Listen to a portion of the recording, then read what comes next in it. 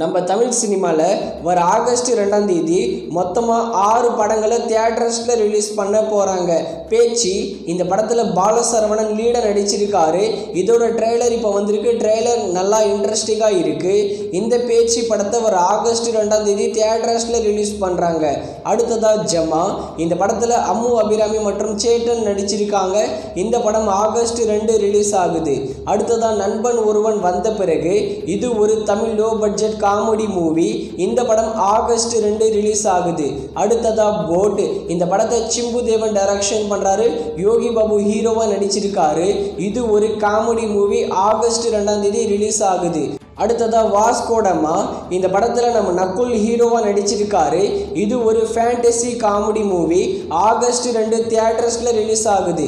அடுத்ததா மழை பிடிக்காத மனிதன், இது ஒரு ஆக்ஷன் மூவி. விஜய் ஆண்டனி ஹீரோவா நடிச்சிருக்காரு. வர ஆகஸ்ட் 2ஆம் தேதி தியேட்டர்ஸில் ரிலீஸ் ஆகுது. அடுத்ததா இன்னைக்கு மொத்தமாக 5 புது படங்களை ஓடிடியில் ப்ரீமியர் பண்ணியிருக்காங்க.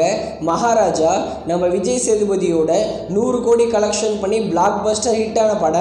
இந்த படம் இன்னைக்கு நெட்ஃப்ளிக்ஸில் தமிழ், தெலுங்கு, மலையாளம், ஹிந்தி, கன்னடான்னு எல்லா லாங்குவேஜ்லையும் அவைலபிளாக இருக்கு. அடுத்ததா காடு வெட்டி, இந்த படத்தில் ஆர்ஜே சுரேஷ் ஹீரோவா நடிச்சிருக்காரு.